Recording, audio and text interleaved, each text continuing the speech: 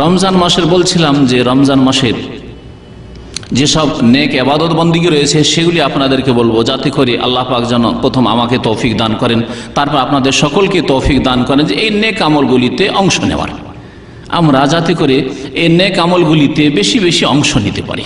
আল্লাহ পাক বলছেন ওয়াজাক্কির ফাইন্না যিকরা তানফাউল মুমিনিন, স্মরণ করিয়ে দাও, স্মরণ করালে মুমিনদের উপকার হয়। তো আমরা সত্যিকার মুমিন কিনা স্মরণ করিয়ে দেওয়ার পরে বোঝা যাবে যে আমরা আসলে আমলে কাজে পরিণত করছি কিনা। প্রথম ইবাদত বললাম যে রমজান মাসের ইবাদত কি, খাস ইবাদত রমজান মাসের, তা হচ্ছে রোজা রাখা, সিয়াম পালন করা। এই রোজাকে আল্লাহ পাক ফরজ করেছেন এবং এর উপর মহা পুরস্কার রেখেছেন। রমজান মাসের সিয়াম পালন করলে অতীতের গুনাহ খাতা আল্লাহ পাক মাফ করে দেন।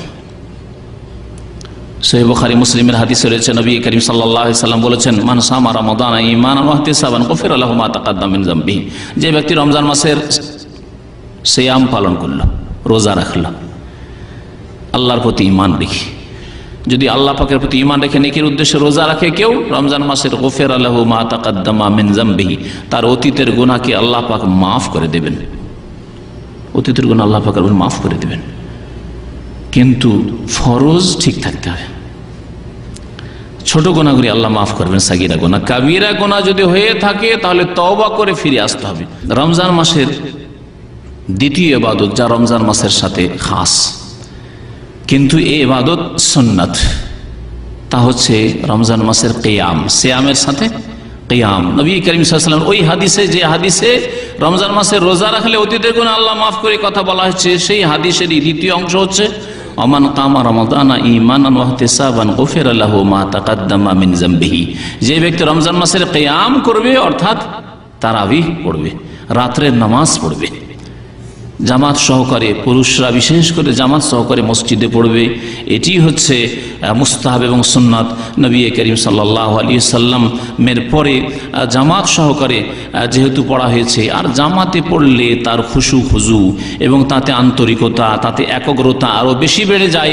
একা নামাজ পড়ার অজুহাত করে অনেক সময় ভাবলেন যে আমি বাড়িতেই হয়তো পড়বো, কিন্তু বাড়িতে পড়তে গিয়ে গাফিলতি হইতে পারে, আচ্ছা এই রাতে শুয়ে যাই, শেষ রাতে পড়বো, শেষ রাতেও পারলেন না, সাহরির সময় হয়ে গেল, এদিকে খাবেন না, নামাজ পড়বেন, দুই দিকে আপনি টানা পড়ার মধ্যে পেরেশানিতে পড়ে গেলেন, এইভাবে গাফিলতি আসতে পারে, অনেক ভালো মানুষদের দেখা গেছে। সুতরাং এই সুন্নত কিয়াম রমজান মাসের জামাতে পড়ার চেষ্টা করবেন। যাদের এই রমজান মাসের আরেকটি নফল ইবাদত হচ্ছে বেশি বেশি কোরআনে কারীম তিলাওয়াত করা, বেশি বেশি কোরআনে কারীম তিলাওয়াত করা, কারণ রমজান মাসে আল্লাহ পাক আল কোরআন নাজিল করেছেন। তাই রমজান মাসের সাথে কোরআনে কারীমের সম্পর্ক আছে। শাহরু রমাদান আল্লাযী উনজিলা ফীহিল কোরআন, রমজান এমন এক মাস যে মাসে আল্লাহ পাক আল কোরআন নাজিল করেছেন। সুতরাং আল কোরআনের হেফাজত করতে হবে। আল কোরআনের হেফাজত বিভিন্ন দিক থেকে হেফাজত করতে হবে। কোরআনে কারীমের তেলাওয়াত, কোরআনে কারীম মুখস্থ করা, কোরআনে কারীমের অর্থ বোঝা, কোরআনে কারীমের বাস্তবায়ন, সবগুলি কোরআনে কারীমের হেফাজতের অন্তর্ভুক্ত। সুতরাং কোরআনে কারীম যারা হাফেজ তারা হেফজ রিভাইজ করবে, যারা হাফেজ নয় বারবার করে তেলাওয়াত করবে এবং অর্থ বোঝারও চেষ্টা করবে, অর্থ সহ কিছুটা অর্থ সহ পড়বে, কিছুটা এমনিতে তেলাওয়াত করা, ইবাদত করা, কোরআনে কারীমে তেলাওয়াত করবে এবং প্রত্যেক অক্ষরে অক্ষরে যেহেতু 10 নেকি রয়েছে সেই নেকি অর্জন করার চেষ্টা করবে। রমজান মাসের সাথে কোরআনে কারীমের একটা গাঢ় সম্পর্ক আছে। সুতরাং রমজান মাসে বিশেষ করে কোরআনে কারীম তেলাওয়াত বেশি বেশি করবেন। তার মানে এই নয় যে এক শ্রেণীর লোক, আল্লাহ পাক আমাদের সকলকে হিদায়াত দান করেন, মনে করেন যে কোরআন মানে রমজান মাস, রমজান মাসে খতম করবো, সারা বছর কোরআন স্পর্শ করে না, ছুঁয়েও দেখে না। এমন আচরণ হইলে হবে না কোরআনে কারীমের সাথে। কোরআনে কারীম আপনার আমার জীবনের আসমানি সিলেবাস, সুতরাং প্রতিদিন কোরআনে কারীমের সাথে আমাদের সম্পর্ক থাকতে হবে।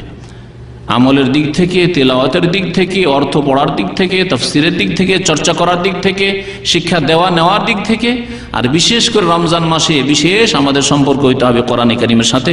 নবী করিম সাল্লাল্লাহু আলাইহি সাল্লামকে রমজান মাসে জিবরাইল আলাইহিস সালাম আসতেন, আসার পরে কানা ইউআরিজুল কোরআন, কোরআন রিভাইজ করাতেন, শোনান যা নাযিল হয়েছে এই গত বছরগুলিতে শোনান। এ করে প্রতি বছর জিবরাইল আলাইহিস সালাম বসতেন রাত্রে, রমজানের রাতে, আর নবী সাল্লাল্লাহু আলাইহি ওয়াসাল্লাম শোনাতেন। শেষ বছরে যেই রমজানের পরে নবী করিম সাল্লাল্লাহু আলাইহি ওয়াসাল্লামের ইন্তেকাল হয়ে গেল, আরাজাহুল কোরআন মাররাতাইন, সহিহ হাদিস রয়েছে যে নবী করিম সাল্লাল্লাহু আলাইহি ওয়াসাল্লাম জিবরাইল আলাইহিস সালামকে 2 বার করে কোরআনে কারীম পুরো খতম করে শুনিয়েছেন। আল্লাহ পাক এইভাবে দিনকে কমপ্লিট করেছেন এবং কোরআনে কারীমের সুরক্ষা হেফাজতের ব্যবস্থা করেছেন। রমজান মাসের আরেকটি ইবাদত হচ্ছে ইফতারের সময় বিশেষ করে দোয়া করা। এই মর্মে 2টি হাদিস আছে। একটি হচ্ছে রোজার অবস্থায় যে কোনো সময় দোয়া বেশি বেশি কবুল হয়, তাহলে সকালে হোক আর বিকালে হোক দুপুরে হোক রোজার অবস্থায় আপনি আল্লাহ পাকের দরবারে দুনিয়া আখিরাত চাওয়ার চেষ্টা করেন। আমরা চাওয়ার ক্ষেত্রেও কৃপণতা করি, তো পাবো কোথা থেকে? চাওয়ার ক্ষেত্রেও যদি কৃপণতা হয়, আল্লাহ পাকের কাছে আমরা একাগ্র চিত্তে চাইতে না পারি, ইখলাসের সাথে অন্তর লাগিয়ে যদি আল্লাহ পাকের কাছে দরখাস্তই না করতে পারি, পাবো কোথা থেকে? আর বিশেষ করে যখন আমল শেষ হতে যাচ্ছে, রোজা শেষ হয়ে এখন আপনি ইফতারির দিকে যাচ্ছেন, সেই সময় আল্লাহ পাকের কাছে দোয়া করেন, কারণ এই সময় আপনার পারিশ্রমিক আল্লাহর পক্ষ থেকে দেওয়ার সময়। সুতরাং আল্লাহ পাক এই সময় দোয়া শুনবেন। নবী করিম সাল্লাল্লাহু আলাইহি ওয়াসাল্লাম হাদিসে রয়েছে 3 শ্রেণীর মানুষের দোয়া খণ্ডন হয় না, তার মধ্যে দাওয়াতুস সায়েম হিনা ইফতির, রোজাদারের দোয়া যখন ইফতারির সময় হয়ে আসে, সামনে খাবার আছে অথচ খাচ্ছে না, আল্লাহ পাক ফেরেশতাকে বলেন যে মা আরাদা হাউলা, কি উদ্দেশ্য, কি? সামনে খাবার আছে, খাবার ঠান্ডা হয়ে যাচ্ছে, বাসি হয়ে যাচ্ছে, আর খাবার নিয়ে বসে আছে, খাচ্ছে না কেন বলো তো দেখি? তোমরা তো বলছিলে যে না আদমকে সৃষ্টি করতে হবে না, তো বলো এরা খানা নিয়ে বসে আছে কেন সামনে? আল্লাহ পাক রব্বুল আলামিন বান্দাদেরকে যখন এই অবস্থায় দেখেন তখন এত খুশি হন যে ফেরেশতাদের সামনে গৌরব করেন।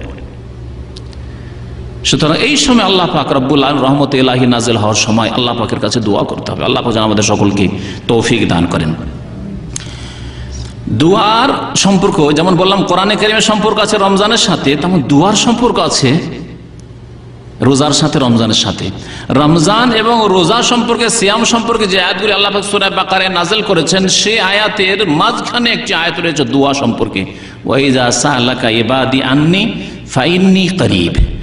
183 থেকে শুরু হয়েছে সিয়াম এবং রমজানের কথা, আর 186তে আল্লাহ পাক রব্বুল আলামিন এই দুয়ার কথা উল্লেখ করেছেন মাঝখানে। তারপরে আবার রোজার আহকাম মাসলা মাসাইল আল্লাহ পাক রব্বুল আলামিন বর্ণনা করেছেন। তাহলে বোঝা গেল যে রমজানের সাথে এবং রোজার সাথে দুয়ার একটা সম্পর্ক আছে। ওয়া ইযা সাআলাকা ইবাদি আন্নী, আমার বান্দারা যদি জিজ্ঞাসা করে আমার সম্পর্কে, বলে দাও হে নবী ফাইন্নী করিব, আমি নিকটে। আল্লাহ পাক নিকটেও আবার আরশে আজিমও, দুটোতে কোনো বৈপরীত্য নেই। ও জীব দাওয়াতাদ্দা, আমি দোয়াকারীর দোয়া কবুল করে থাকি। ইজা দান, যখন আমার কাছে দোয়া করে। ফালিয়াস্তাজিবুলি, কিন্তু আল্লাহ পাক দুটো শর্তের কথা বলেছেন, আমার দাওয়াত যেন কবুল করে। আল্লাহ পাক যা দিয়েছেন বিধিবিধান সাদরে গ্রহণ করতে হবে। আল্লাহ তোমার দিনকে কবুল করলাম, রাদিতু বিল্লাহি রাব্বাও ওয়া বিল ইসলামে দীনা ওয়া বি মুহাম্মাদিন সাল্লাল্লাহু আলাইহি নাবিয়্যান ওয়া রাসূলা। এটা শুধু মন্ত্রের মতো পড়লে হবে না। আল্লাহ তোমাকে রব হিসাবে আমি সন্তুষ্ট চিত্তে মেনে নিয়েছি, ইসলামকে দিন জীবন বিধান রূপে সার্বিক ক্ষেত্রে আমার জীবন বিধান হিসাবে গ্রহণ করে নিয়েছি সন্তুষ্ট চিত্তে। অবে মুহাম্মাদিন, মুহাম্মদ সাল্লাল্লাহু আলাইহি ওয়াসাল্লাম যে নবী এবং রাসূল, এটাও সন্তুষ্ট হয়ে মেনে নিয়েছি। এটা অন্তর থেকে হইতে হবে। ফালিয়াস্তাজিবুলি, আমার দাওয়াত যেন কবুল করে, গ্রহণ করে। ওয়ালিউমিনু বি, আমার প্রতি বিশ্বাস করে, ঈমান নিয়ে আসে, আল্লাহ সম্পর্কে ভালো ধারণা রাখে। নবী সাল্লাল্লাহু আলাইহি ওয়াসাল্লাম বলেছেন যে আল্লাহ সম্পর্কে ভালো ধারণা অবশ্যই আল্লাহ পাক দেবেন। তো রমজান মাসের আরেকটি ইবাদত হচ্ছে ইতিকাফ করা। আল্লাহ পাক যাদেরকে তৌফিক দেবে ইতিকাফ করবেন। সবচাইতে উত্তম ইতিকাফ হচ্ছে মসজিদে হারামের ইতিকাফ, তারপরে উত্তম ইতিকাফ হচ্ছে মসজিদ নববীর ইতিকাফ, তারপরে উত্তম ইতিকাফ হচ্ছে বাইতুল মুকাদ্দাসে মসজিদে আকসার ইতিকাফ, তারপরে সমস্ত দুনিয়ার জুমা মসজিদ সমান, সমস্ত দুনিয়ার জামে মসজিদ সমান। এখানে জামে মসজিদে ইতিকাফ করে যে ফজিলত পাবেন আপনি সুদূর বাংলাদেশে, জাপানে, যে কোনো দুনিয়ার যে কোনো আনাচকান আছে যেখানে জামে মসজিদ রয়েছে, কারণ জমা পড়তে হবে ইতিকাফকারীকে। রমজান মাসের শেষ দশকে ইতিকাফ করা সুন্নাত, বরং সুন্নতে মুআক্কাদা। অনেকের নিকটের চাইতে বেশি তার শক্ত হুকুম রয়েছে অনেক ফুকাহায়ে কেরামদের নিকট। আর বাকি যে কোনো সময় নফল ইতিকাফ করা যেতে পারে। অল্প কিছু দিনের জন্য, কিছু সময়ের জন্য মসজিদ অবস্থান করার নাম হচ্ছে ইতিকাফ করা। আল্লাহ পাক সর্বদার জন্য মসজিদে আপনি বসে থাকবেন, এটা জায়েজ করেননি। রমজান মাসের বিশেষ আরেকটি ইবাদত বেশি বেশি দান করা। সবসময় দান করেন, কারণ অভাবী সবসময় রয়েছে মুসলিম উম্মায়, কিন্তু বিশেষ করে রমজান মাসে দান খায়রাত করার আরো বেশি গুরুত্ব রয়েছে আর ফজিলত রয়েছে। নবী করিম সাল্লাল্লাহু আলাইহি ওয়াসাল্লাম সম্পর্কে সহিহ বুখারীতে রিওয়ায়াত রয়েছে। সহিহ বুখারীর প্রথম দিকে এই হাদিস পাবেন, কানা রাসূলুল্লাহ আজওয়াদান নাস, নবী করিম সাল্লাল্লাহু আলাইহি ওয়াসাল্লাম সবচেয়ে বেশি দানশীল ছিলেন। কানা আজওয়াদান নাস ওয়া কানা আজওয়াদা মা ইয়াকুনু ফি রমাদান, আর রমজান মাস আসলে আরো বেশি দানশীল তিনি হয়ে যেতেন, আরো বেশি দানশীল হয়ে যেতেন। জিবরাইল আলাইহিস সালাম যখন সাক্ষাৎ করতেন এবং কোরআন শুনতে আসতেন, তখন আজওয়াদা বিল খায়র মিনার রিহিল মুরসালা, প্রবল বেগে যে ঝড় বাতাস বয়ে আসে তার চাইতে বেশি দ্রুতগামী হয়ে যেতেন রাসূলুল্লাহ সাল্লাল্লাহু আলাইহি ওয়াসাল্লাম দান খায়রাতের ক্ষেত্রে, দানশীলতায়। এই হচ্ছে রাসূলুল্লাহ সাল্লাল্লাহু আলাইহি ওয়াসাল্লামের উত্তম আদর্শ। লাকাদ কানা লাকুম ফি রাসূলিল্লাহি উসওয়াতুন হাসানাহ, আল্লাহ পাক যেন আমাদেরকে উত্তম আদর্শ হিসাবে নবী করিম সাল্লাল্লাহু আলাইহি ওয়াসাল্লামকে জীবনের সার্বিক ক্ষেত্রে, আকীদার ক্ষেত্রে, ইবাদত বন্দেগীর ক্ষেত্রে, ফরজের ক্ষেত্রে, নফল সুন্নতের ক্ষেত্রে, হারাম নাজায়েজ থেকে বেঁচে থাকার ক্ষেত্রে, সমস্ত ক্ষেত্রে, আদান প্রদানের ক্ষেত্রে, আখলাক চরিত্রের ক্ষেত্রে, সার্বিক ক্ষেত্রে আমাদেরকে নবী করিম সাল্লাল্লাহু আলাইহি ওয়াসাল্লামকে আদর্শ হিসাবে, উত্তম আদর্শ হিসাবে গ্রহণ করার জন্য তৌফিক দান করেন। রমজান মাসের 7 নম্বরের ইবাদত, শুধু সংক্ষেপে আমি গণনা করিয়ে দিচ্ছি, তা হচ্ছে রোজাদারদের ইফতার করানো। সে রোজাদার অভাবী ছাড়া সচ্ছল হইতে পারে, সুখীরাও হইতে পারে। এই ক্ষেত্রে শর্ত নয় যে শুধু গরিবকে ইফতার করাবেন, ধনীকেও আপনি ইফতার করান। এই ইফতার জাকাত নয়, কোনো সাদকা নয় যে এতে সচ্ছল ব্যক্তি অংশ নিতে পারবে না বা সচ্ছল ব্যক্তি অন্যের ইফতার করতে পারবে না। অবশ্যই ইফতার করবেন এবং ইফতার করাবেন। নবী করিম সাল্লাল্লাহু আলাইহি ওয়াসাল্লাম বলেছেন, মান ফাত্তারা সায়মান, কোনো ব্যক্তি যদি রোজাদারকে ইফতার করায়, ফাল কানা লাহু মিসলু আজরিহি, রোজাদার রোজা রেখে যে সওয়াব পেল, নেকি পেল, রোজা ইফতার করিয়ে তার সমান নেকি আল্লাহ পাকের পক্ষ থেকে পাবে। আন্নাহু গায়রা আন্নাহু লা ইয়ানকুসু মিন আজরি সাইমি শাইআন, রোজাদার রোজায় ঘাটতি করা হবে না, রোজাদারের রোজার নেকি কমিয়ে দিয়ে ওই ব্যক্তিকে দেওয়া হবে যেই ব্যক্তি রোজা ইফতার করলো, এমন নয়। আল্লাহ পাক নিজের রহমত অনুগ্রহ থেকে দেবেন। হাদিস সহিহ তিরমিজিতে রয়েছে, ইবনে মাজায় রয়েছে। রমজান মাসের আরেকটি খাস ইবাদত হচ্ছে, যাতে বেশি ফজিলত রয়েছে এদিক দিয়ে খাস, তা হচ্ছে রমজান মাসে উমরা করা। উমরা সারা বছর করেন, কিন্তু রমজান মাসে যদি উমরা করেন এর ফজিলত হজের সমান, এবং নবী করিম সাল্লাল্লাহু আলাইহি ওয়াসাল্লাম সাথে হজ করার সমান। নবী করিম সাল্লাল্লাহু আলাইহি ওয়াসাল্লাম এক মহিলাকে বললেন, উম্মে সেনান তার নাম ছিল, উম্মে সেনান আনসারী মহিলা, হজে যেতে পারেনি, কোনো কারণে হজে যেতে পারেনি। তখন তাকে নবী সাল্লাল্লাহু আলাইহি ওয়াসাল্লাম বললেন যে এক কাজ করো, হজ ফরজ হজ তো জীবনে একবার আদায় করতে হবে যে ব্যক্তি সচ্ছল থাকে, কিন্তু তুমি যখন হজে যেতে পারোনি, এক কাজ করো, রমজান মাসে উমরা করে নাও। ফাইন্না উমরাতান ফি রমাদানা তাআদিলু হাজ্জাতান মাই, রমজান মাসে উমরা করলে আমার সাথে এক হজ করার সমান নেকি পাবে। সুবহানাল্লাহ। রমজান মাসের 9 নম্বরের নেক আমল হচ্ছে কদরের রাতে বেশি বেশি ইবাদত মেহনত করা। ইনশাআল্লাহ তাআলা আগামী আলোচনাতে বা রমজান মাসে আলোচনাগুলিতে বিস্তারিত আলোচনা করা হবে। আল্লাহ এই কদর রাতের কথা কোরআনে কারীমে উল্লেখ করেছেন, কয়েক আয়াতে আল্লাহ উল্লেখ করেছেন। একটি সূরায় এই মর্মে আল্লাহ পাক নাযিল করেছেন, ইন্না আনজালনাহু ফি লাইলাতিল কদরি ওয়া মা আদরাকা মা লাইলাতুল সূরা কদর, ওর নামই হচ্ছে। এই কদর রাতের ফজিলতে আল্লাহ পাক এই সূরা নাযিল করেছেন। এছাড়াও আল্লাহ পাক রব্বুল আলামিন সূরা দুখানের প্রথম আয়াতে ইন্না আনজালনা ফি লাইলাতিন মুবারাকা, বরকতময় রাত বলে আখ্যায়িত করেছেন। সেই রাতও হচ্ছে কোরআন নাযিল হওয়ার রাত। সেটা কখন? শবে কদর। কখন? রমজান মাসে না শাবান মাসে? রমজান মাসে। সুতরাং বিভ্রান্তির শিকার হবেন। আল্লাহ পাক হিদায়াত করে ওই সব গুমরাহদেরকে, যারা জাতিকেও গুমরাহ করছে, প্রচার মাধ্যমে টিভিতে আসছে আর বলছে সূরা দোকানে আল্লাহ বলেছেন লাইলাতুল মুবারাকা, আর সেটা হচ্ছে শবে বরাত। আরে আল্লাহ বলছেন কোরআন নাযিল করেছি ওই রাতে। কোরআন তো নাযিল হয়েছে শাহরু রমাদান আল্লাযী উনজিলা ফীহিল কোরআন, কোরআন রমজান মাসে নাযিল হয়েছে। তাহলে শাবান মাস আর শবে বরাত কোথায় আসলো? কোরআনে কারীমে শবে বরাতের কথা তার গন্ধ পর্যন্ত নেই। কেউ যদি বলে থাকে এই বিদাতীদের মতো তার আগে আর কোনো তাফসীরের কিতাবে থাকে, সেটি গ্রহণযোগ্য নয়। কারণ আল্লাহ স্পষ্ট করছেন যে রমজান মাসে কোরআন নাযিল হয়েছে, আর সেই রাতটি হচ্ছে বরকতের রাত, আর সেই বরকতের রাত রমজানে, শাবানে নয়। রমজান মাসের বিশেষ ইবাদত বন্দেগী হচ্ছে বেশি বেশি তওবা ইস্তেগফার করা। আল্লাহ পাক রব্বুল আলামিন আমাদেরকে জানি না আর সময় দেবেন কিনা, সুতরাং সংশোধন করেন। এই ভালো সময় যদি সংশোধন না করতে পারি, ভালো স্থানে যদি সংশোধন না করতে পারি, তাহলে অন্য কোনো সময় সংশোধন হবে না।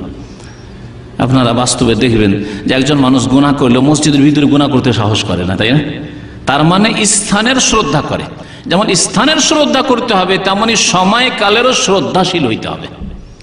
রমজান মাসের শ্রদ্ধা করে আল্লাহর হস্তে তওবা ইস্তিগফার করেন, গুনাহ থেকে ক্ষান্ত হন। রমজান মাস যখন চলে আসে প্রত্যেক রাত্রে ইউনাদি মুনাদি মিনাস সামাই, আকাশ থেকে আল্লাহর পক্ষ থেকে ফেরেশতা ডাক দেন আর বলেন, ইয়া বাগিয়াল খাইর আকবিল, হে কল্যাণ কামীরা অগ্রসর হও, এগিয়ে আসো, আরো নেকি করো, আরো নেকি করো। ভালো মানুষদেরকে আল্লাহ বলেন আল্লাহর ফেরেশতা দিয়ে। ওয়া ইয়া বাগিয়াশ শাররি, আর যারা পাপিষ্ট গুনাহগার লোক তাদেরকে ফেরেশতা ডাক দিয়ে বলে, ইয়া বাগিয়াশ শাররি, হে অনিষ্ট কামনাকারীরা, হে পাপীরা, আকসির, এখনো ক্ষান্ত হও, ক্ষান্ত হও, থেমে যাও, আকসির, থেমে যাও।